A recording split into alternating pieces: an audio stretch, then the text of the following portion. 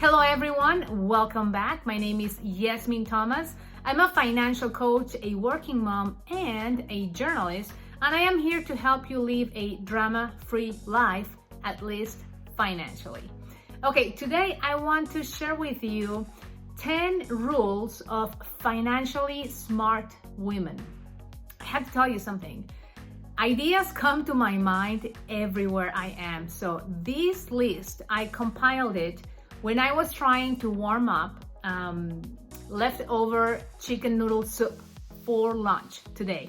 I am recording this on a Sunday, and we went to church and I came home and I had all these ideas in the car, so I was writing them down, and as I was starving as well, so I started warming up chicken noodle soup for everyone, and I had a minute and a half in between opportunities to write down my ideas and put the next bowl in the microwave. Sometimes that's just how you have to do things. So I just want you to know that for some reason, I know maybe it's the same for you, ideas just come to you in a very funny way. And to me, that happened today. I was in the kitchen warming up chicken noodle soup. Guess what? I had my notepad with a pen to write down this list. And this just came to my mind as I am creating all this content, hoping to help you improve your financial well-being. So if you are concerned about the state of your finances, if you go to bed worrying about money, thinking, stressing, feeling anxious about your finances, I understand what's happening because I have been there. It's what I call being in the hole, in the financial hole. And I was there for a long time. It's been over 11 years since that happened to us. But I can tell you that your situation is temporary and you should not feel like you are alone. In fact, there's a lot of people that are going through the same, but they don't have the courage or the trust to confide on somebody else. And I wish I had somebody I could confide my situation on 11 years ago, but for many reasons I felt like I couldn't talk to most people about it because I didn't want to be judged because we were struggling financially. So not sharing with anyone made me stay in the hole longer, because by not sharing my situation, I did not get information to improve our situation. So I just took it upon myself to learn everything I could about finances. Turns out 11 years later, we are in a whole different situation, and that's why I'm here today, because I want to share with you through my heart, understanding what it's like to not have enough money in your bank account, to fear that it's going to go in the red, to fear that you may lose your job, to know that your husband lost his job and unemployment benefits are about to run out, and not know what to do because nobody prepares us for that. So I'm here to share with you. I'm here to tell you, you can confide in me. I have especially a huge heart for helping women, working women who are trying to do the best at work and at home, and who feel very stressed, who feel like they're just working to pay in the bills and they want to have a different lifestyle, who want to have an amazing life, who want to have all the things but feel like financially speaking it's not possible. Listen to me, everything is possible. Everything is possible. Everything you want to have or do in your life is possible. It just takes a process of getting there, okay? And the first thing that we need to do is stop stressing about money and stop creating a plan to get ahead financially. So if you are stressing about money today, I have good news for you. In order for you to move forward, you need to understand where you're standing to know where you want to go. If you want to do a self-assessment of your financial situation, head over to my website, yezminthomas.com, where you can download my free financial well-being assessment. This is something that you fill out on your own, but it's going to give you a clear snapshot of where your finances are today, and it's going to indicate you what's the next step that you need to tackle. Remember, we're going to get out of debt, we're going to get out of the hole one step at a time. The important thing is that we become aware that by doing the same thing, we're not getting ahead. So you need new information in your life about how to improve your finances, and that's why I'm here. That's why I created the financial well-being assessment. So if you haven't taken it, please do not hesitate. Head over to yezminthomas.com. It's totally free. and it's going to give you good information on how to move forward. So how about we get into the list that I have for you today, because I think it's important that as women, we take control of our financial future and destiny. You will never hear me talk about us in the way of us being victims of our situation, because that's useless. That's of no use. Victimizing people for our financial mistakes or whatever is of no use, because when you become the victim of your choices, you are powerless. You are leaving the power to the side. You are basically saying, somebody come rescue me, and that's never gonna happen. No one's gonna come rescue us. The only person that can rescue you is yourself. And that's why I wanna empower you with the following list of rules for financially smart women. Okay, it doesn't matter where you are today. I don't care if you're in the hole like I was 10 years ago. Follow the rules, okay? Make a list. In fact, you can also go to my website, YezminThomas.com. I always have a written article for all my YouTube videos and podcast episodes, because I love to read, I love to write, and I find that a lot of people like to take notes, and sometimes we're like walking the dogs or driving or folding clothes and we cannot take notes. That's why I take the note. I do the note taking for you. That's where my journalism training comes in pretty handy. So let's get ahead with the first rule. You need to have a plan for your money. We hear it all the time, but this is true. How many of us do a budget? Statistically, 1 in 3 people do a budget. 33% of Americans are living life on a budget. My friends, if we are not doing a budget on purpose every single month, we're not gonna get ahead, because life is gonna happen, your money is gonna come in and it's gonna leave your bank account. Believe me, it happens every day. So if you don't have a budget, how do you know how much is it gonna cost you to live? How much is it gonna cost you to pay the electricity, for groceries? Maybe you have a birthday coming in for one of your kids. If you're not planning what to do with your money, what's going to happen is you're going to be using credit cards to supplement your income, because you might be in a situation where you're spending more money than you're making. Or you might be losing the opportunity of investing money or saving money because you're not really taking control of your money. So every good financial journey starts with having a good plan for your money, which means doing a budget. Okay, many people think budgets are restrictive. I don't like doing budgets because they limit my options. No, a budget will give you options, because you will make intentional decisions on how to spend your money. And if you do not have a budget, I have a free download for you as well. Guys, I have a bunch of resources on my website to help you get ahead financially. As a financial coach, I have created specific resources that I couldn't find anywhere, talking about budgeting too, because there's apps and there's other ways of budgeting, but I found that the best way, at least at the beginning, to do your budget is writing it down, because when you're writing down all the expenses, it hurts. That exercise of writing down your expenses hurts. So I suggest you do it on paper. If you don't want to just pull a notepad, head over to my website, YezminThomas.com. I have an online library which includes a downloadable PDF for my budgeting guide that I call the budget pad. So go ahead and visit YezminThomas.com and download your free copy of my budgeting guide. That's going to teach you how to do a budget and how to keep track of your expenses. Okay, first thing you gotta do is, of course, budget. Second thing, ladies, we gotta communicate with our spouses. It's enough of not wanting to have money conversations, not wanting to have those difficult conversations because, oh, he's gonna get stressed, or I'm gonna get stressed, or everyone's gonna get stressed. We need to have these conversations. The more money conversations we have, the easier it's gonna be to address the topic of money, debt, saving, setting goals together. So make sure you are discussing finances with your husband all the time, okay? If you don't do it, if it's a source of stress, just try to start little by little, okay? It wasn't perfect for us either. It's not a topic that my husband, would love to discuss over dinner. I love to talk about money. I'm here. But that's why we're here too, because if your spouse doesn't love to talk about money, well, we can talk about money. You can leave me a comment. I can reply to you. You can send me an email. We can discuss everything we want to discuss about money. And maybe you can just discuss the basics with your husband. You can establish goals for your spouse. You can establish saving goals together and getting out of debt goals together.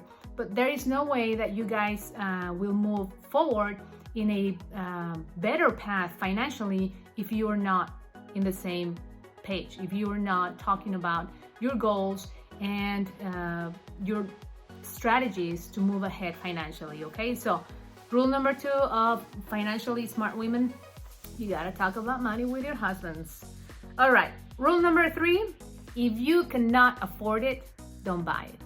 And what I mean is, if you cannot afford to pay cash for it, don't buy it. This one is huge because we live in America and everything here is payments, installments, no credit, no problem. There's a credit card for everything. There's a loan for everything. And that's what gets us in trouble, because for many people, debt is just okay. It's an okay thing. It's a thing that's gonna help you get what you want now instead of having to wait for later. But this is where we get into trouble, because we're making long-term decisions based on our current circumstances. What we don't know is what's going to happen tomorrow. Are we going to have a recession tomorrow? Are we going to lose our job tomorrow? Are we going to have a pay cut tomorrow? Are we going to have a medical emergency tomorrow? We don't know what's going to happen tomorrow. So by getting into credit card debt or loans, you are basically committing your future income today, but you don't know what your future income is going to be. Maybe it's going to be more, maybe it's not going to be more, and that's what happened to us when the recession happened. And I'm not here to scare people about recessions, honestly. Today I'm really happy that recession happened. Well, that sounds horrible to say, but I'm happy that it happened to us. It wasn't a good time for anyone, but I'm happy. Honestly, I'm happy today that we went through the recession, that my husband lost his job, because if that hadn't happened, I wouldn't have learned so many things that have put us in a better financial situation today. There are things that, like, my kids are not going to have to worry about student loans, because we're saving for student loans. We're saving for retirement. We're saving for emergencies. We have a plan for our money. And if we hadn't gone through a job loss through the recession, we had never done this. We would be living to the limit. I know it. I mean, making a lot of money, spending a lot of money, and not having any money to our name, that would be the lifestyle. I would have a very nice house. I would be driving a Mercedes-Benz. We would be going on vacations everywhere, because that's where we were headed. Because the idea that we had of success, or at least I had of success, is the things. You make money and you get the things. And the more money you make, the more things you get. Yes, until somebody loses a job, until somebody can work, until there's layoffs at your company, until the economy collapses, and nobody prepares you for that. So take my word for it, please. If you can't afford to pay cash for it, don't buy it. Honestly, I never thought I could afford to buy a car and pay cash for it. That sounded so incredibly crazy. We did it. We did it once to replace my car. We did it twice to replace my husband's car. I never thought in a million years we were going to be able to afford saving enough money to buy basically not brand new cars, but a few months old cars in cash. And we did. And pretty decent cars too. We didn't buy beaters because we were driving beaters. So what I'm saying is, be open, be open-minded, but you can do it. And take my word for it. If you cannot afford to pay cash for something, whatever it is, except the house, I understand the house is different, don't buy it, okay? Rule number 4, enjoy today and plan for tomorrow.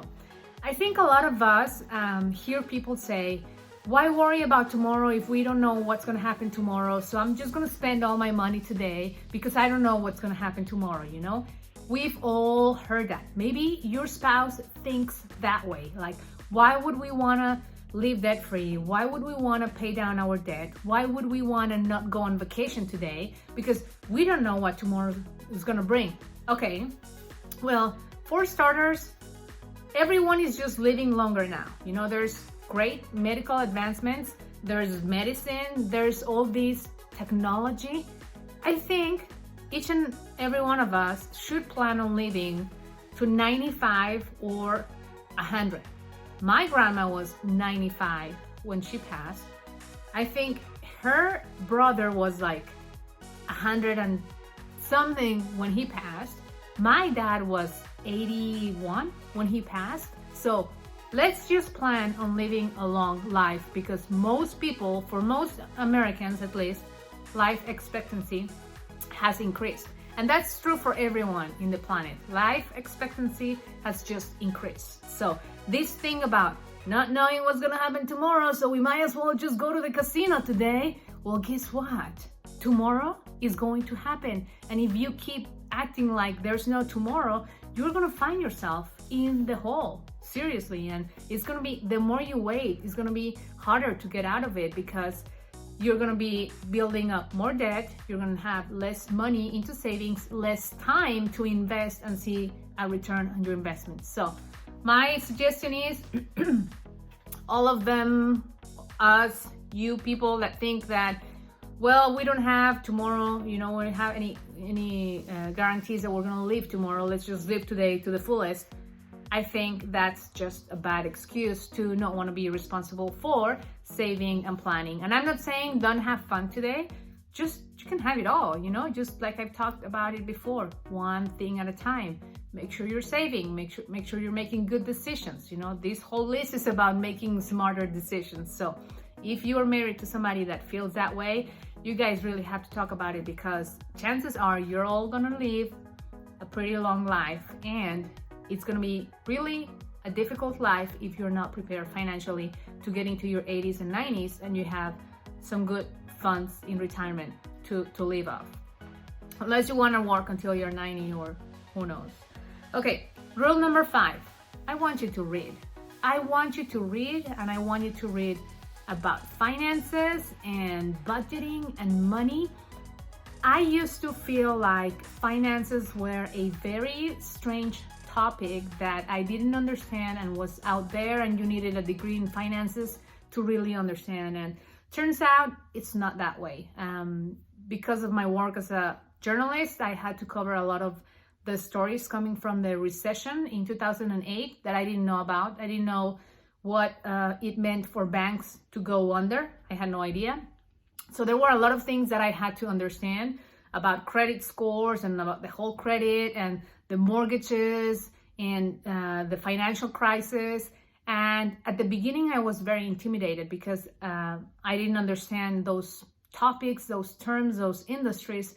But the more I learned, the more interested I got, and the more things made sense. So all I have to tell you is, like, if you feel like finances are a strange topic for you, not a problem. I was there. I just started reading the newspaper and then magazines and then books. And you can do that too. And then the more you read, the more familiar you're going to get with different terms. And if there is one book that changed my life, and I'm sure it's going to change your life, so I hope you read it, is The Total Money Makeover by Dave Ramsey. You guys know I am a trained Ramsey Solutions Master Financial Coach. I teach Dave Ramsey's principles to get out of debt and build wealth. And those principles changed my life. And that's why I'm so passionate about doing this, because this information changed my life. I didn't have this information 11 years ago. I wish I had it. I encountered this information maybe 3 years into my hole. Imagine 3 years of not knowing what to do. If I had had this video telling me 11 years ago how to get out of a bad spot during the recession. What do you do when your husband loses a job?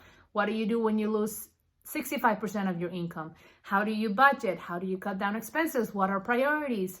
You know, if I had information about all of that, our situation wouldn't have been so stressful. But because I lacked the information, I didn't know, you don't know what you don't know. But that's why I'm here. And I hope this video touches you. And if you know somebody that needs to hear this information, please send them the video, send them the podcast, send them over to my website, to my social media.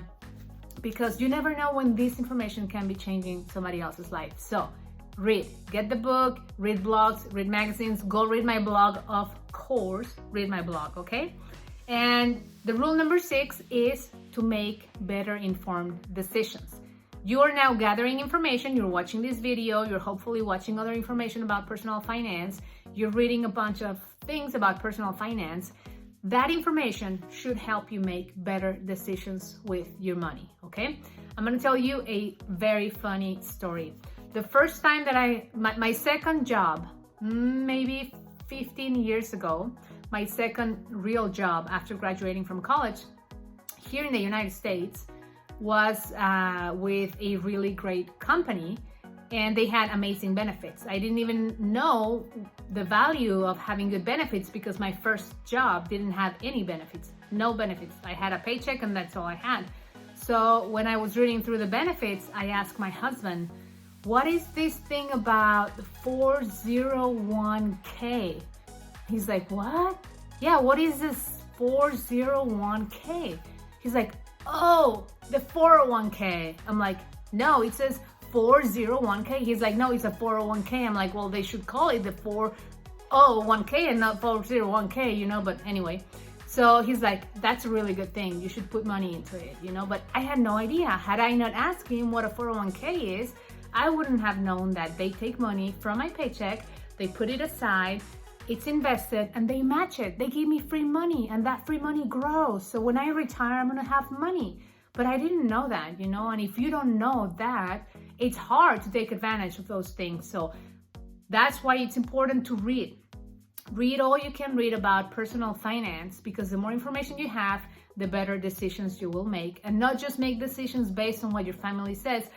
I was fortunate to have a husband that told me that's a really good thing and that's a great benefit that they're matching so much, so you should put all the way at least to the match. That was great information, but had he not known, maybe I would have missed the chance to invest for my future retirement.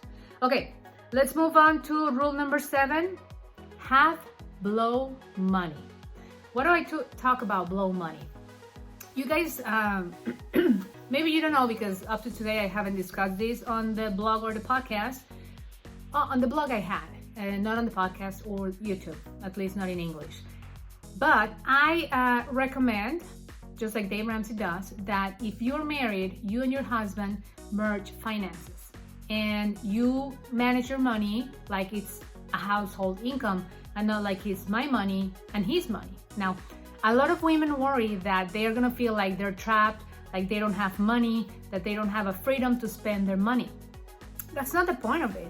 The point of it is to work as a team together with goals that you guys establish together to move towards a better financial future. Now, I understand that many of you may feel restricted because you want to spend money on whatever you want to spend money, and he wants to spend money on whatever he wants to spend money, and you don't want to have each other looking at each other saying, why did you spend this money on this? Why did you spend your money on nails? Why did you spend your money on beer? You know, that is not the plan. The point is, within your budget, you should each have blow money. This is money that you get and he gets, and you guys decide what's that amount going to be that's consistent with your goals and your income, and you can spend it on whatever you want to spend it. So if you want to go shopping, if you want to go out and, you know, happy hour, if you want to go get your hair, your nails, or whatever it is that you want to do for yourself, you should have that money for yourself.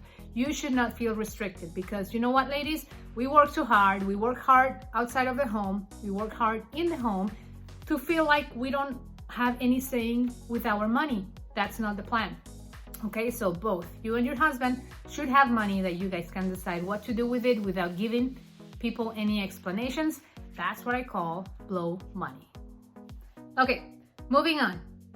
No money secrets, please.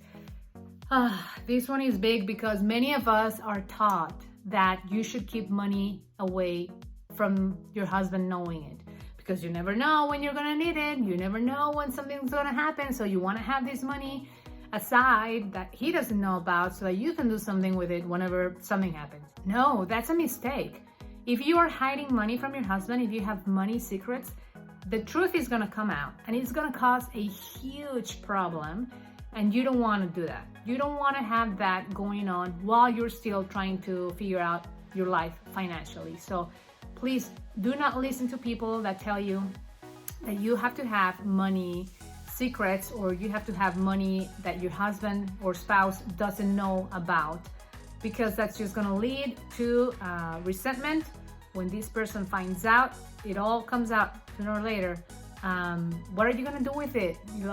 Like when you want to use it, how are you going to use it? What are you going to say? You're going to have to make up lies, and that's not the point. You're not going to get ahead financially by making up lies. You are going to get ahead financially by working together on the best plan and learning together how to better manage your money. So please do not have money secrets with your spouse.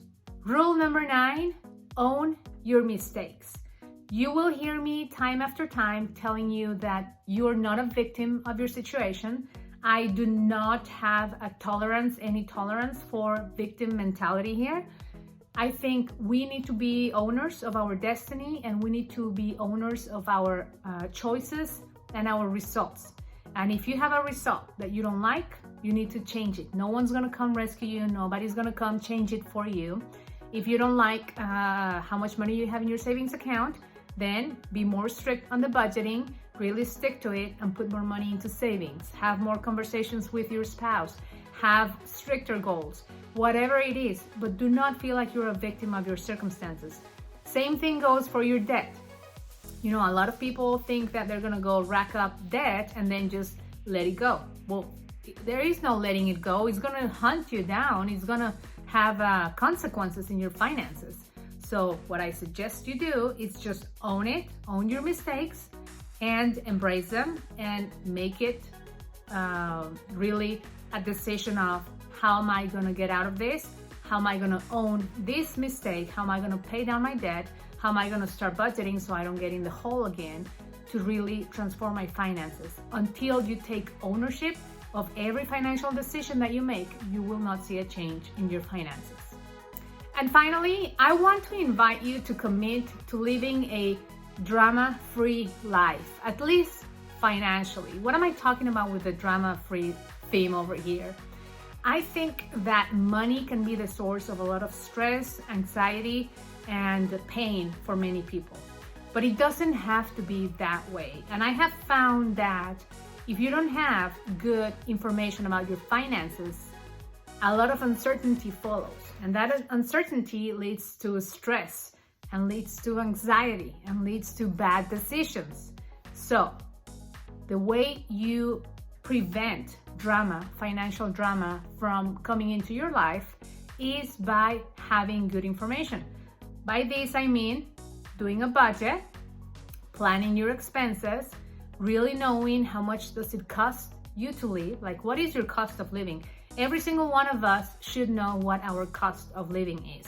That means that you know exactly how much money it takes for your household to operate on a monthly basis. Just like any business needs to know how much money does it take them to pay employees and the lights and inventory and everything. For any business to be successful and profitable, they need to know those numbers. It is the same thing for our household or for ourselves. If you don't know exactly how much money is coming in and going out every single month, it's going to be really hard to make progress. And that not knowing is going to create a lot of stress and drama in your life. So I want you to commit to knowing your numbers, to keeping track of your expenses, to doing your budget every single month, so that you can enjoy more peace, more joy, more peace of mind, because that's what good information will give you. It will give you data to understand if you need to make certain changes or cut down expenses because you're running out of money, or it will give you the opportunity to invest the extra money that you're bringing in into investments or your savings account or paying down debt. Okay, so I want you to commit to living a drama-free life. Okay, my friends, that's what I have to share with you today. If you haven't yet subscribed, please do so. Make sure you also leave me a review if you don't mind, or a comment if you're watching this on YouTube. And head over to yezminthomas.com so that you can get access to my free library of resources. I have a lot of resources to help you get control of your money, pay down your debt, and really plan to live your best financial life. Thank you so much. I'll see you next time.